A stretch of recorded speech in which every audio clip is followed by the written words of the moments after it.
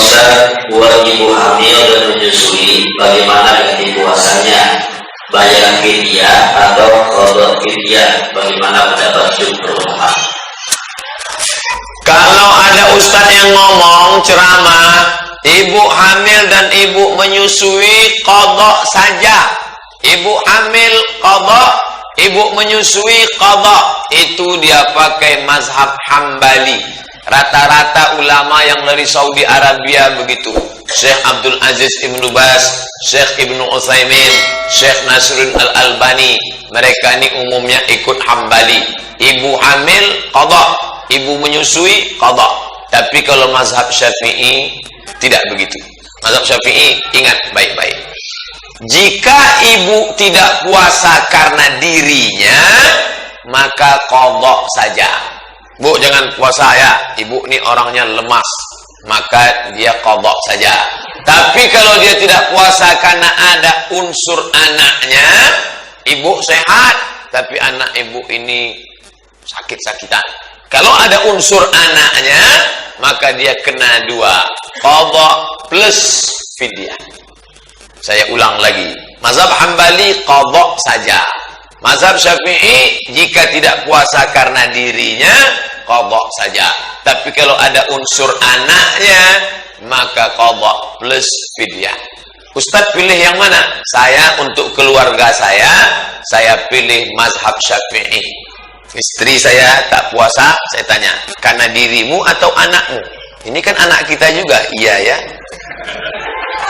Karena anak kita, maka kamu kena dua, bayar qada dan bayar fidyah. Fidyahnya bisa kubantu, tapi qadanya kau sajalah.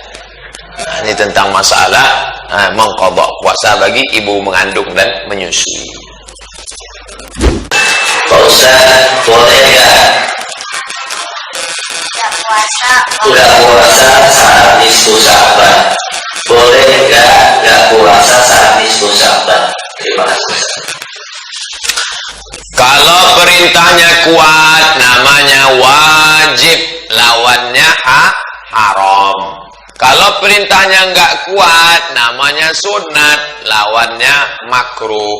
Kalau perintahnya antara kuat dan enggak kuat, namanya sunat muakkad atau sunnah muakkadah. Kalau enggak disuruh dan enggak dilarang, namanya mubah.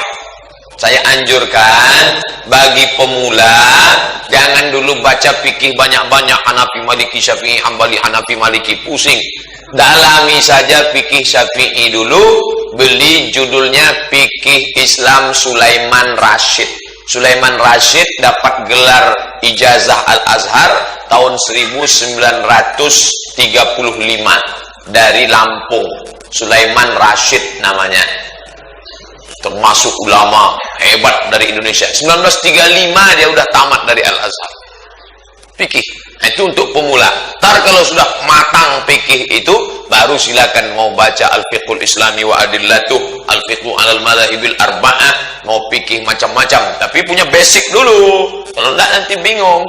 Nah, ini tentang masalah. Disitulah baru paham. Oh, ini kuat, wajib. Ini enggak kuat, sunat. Ini antara kuat dan tidak kuat, sunat muakkad. Ini tidak disuruh, tidak dilarang, mubah. Nah, puasa nisfu Sya'ban ini anakku bukan wajib, tapi sunat.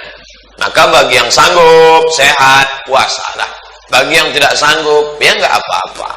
Tapi kita kan sudah diberi Allah umur panjang, badan sehat, ya puasa. Belum tentu tahun depan kita masih hidup lagi. Mungkin kita hidup, tapi sudah tidak sehat. Mungkin sehat, tapi nggak hidup. Mana bisa Pak Ustadz sehat nggak hidup? Iya juga ya. Oleh sebab itu maka anggaplah ini bulan Sya'ban terakhir bagimu. Hai Abdul Somad, ini bulan Sya'ban terakhir bagimu, beramallah engkau. Setelah ini kau akan mati. Maka kita akan semangat dalam beramal. Anggap ini bulan Sya'ban terakhir. Termasuk Ramadan, ini Ramadan terakhir. Sholli wa salatuka wa anta muwaddi'. Salatlah engkau seakan-akan itu salatmu untuk terakhir kali. Maka kau akan sangat khusyuk. Besok subuh seakan-akan itu subuh terakhir. Akan sangat khusyuk insyaallah. Nah, ini tentang masalah mengisi bulan Sya'ban. Wallahu a'lam bishawab. Assalamualaikum Pak Ustaz. Waalaikumsalam. Saya mau nanya tentang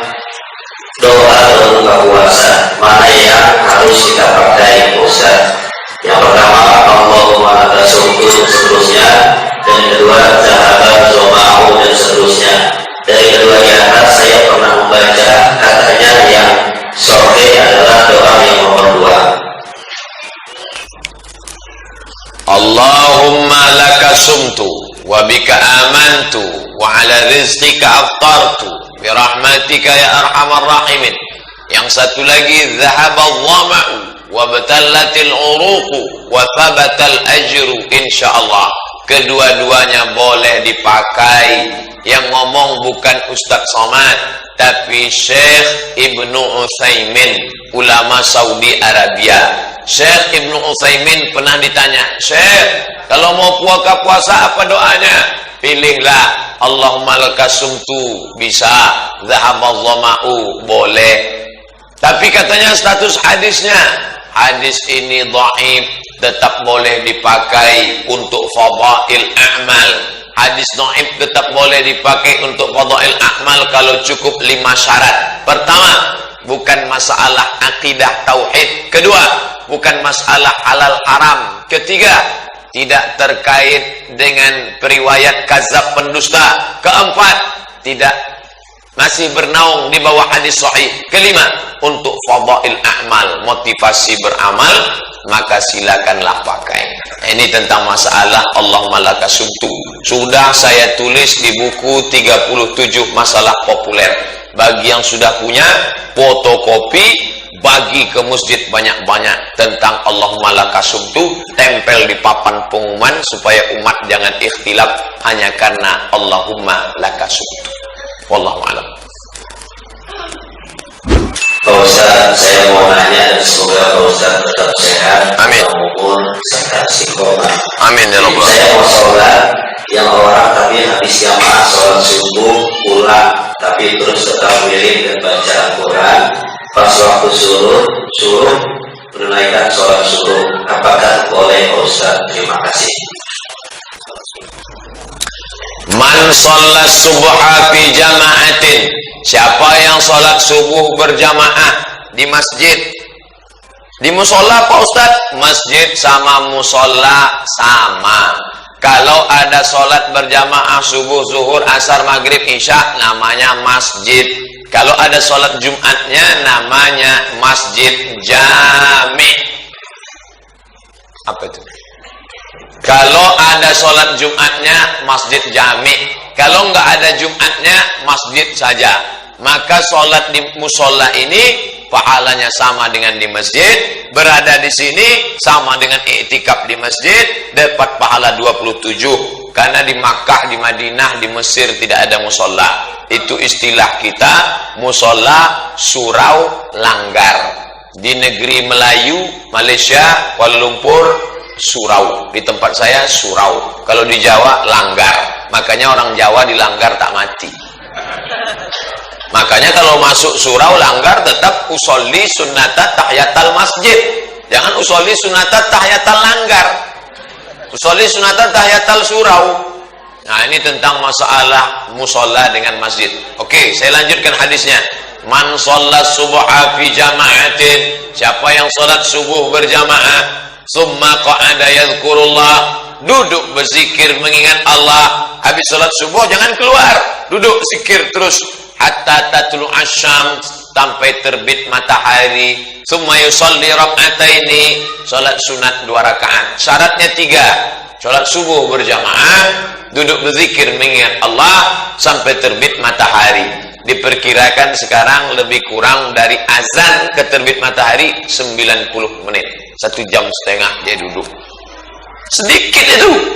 90 menit lama tuh Pak Ustadz. Real Madrid Barcelona, Mahabharata, Utaran, Abad Kejayaan. Anda belum was-was sebelum nonton was-was. Kenapa nggak lama? Oleh sebab itu maka sholat subuh berjamaah, duduk berzikir mengingat Allah sampai terbit matahari, sholat sunat 2 rakaat. Usolli sunnatal isyraq raka'ataini lillahi ta'ala. Bagi yang tidak pakai usolli, dalam hati saja. Allahu Akbar, iftitah, Fatihah, ayat. Rakaat kedua, ayatnya bebas. Maksud bebas tuh pilihlah, bukan berarti waladhdallin, amin, bebas. Setelah itu salam, maka dia dapat pahala. Apa balasannya? Kanat lahu ka ajri hajjatin wa umrah. Dapat pahala seperti haji dan umrah.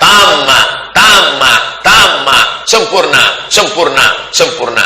Hadis riwayat At-Tirmidzi. Status hadis hadisun hasan, sahih hasan, dhaif maudhu, layak dijadikan sebagai dalil untuk beramal.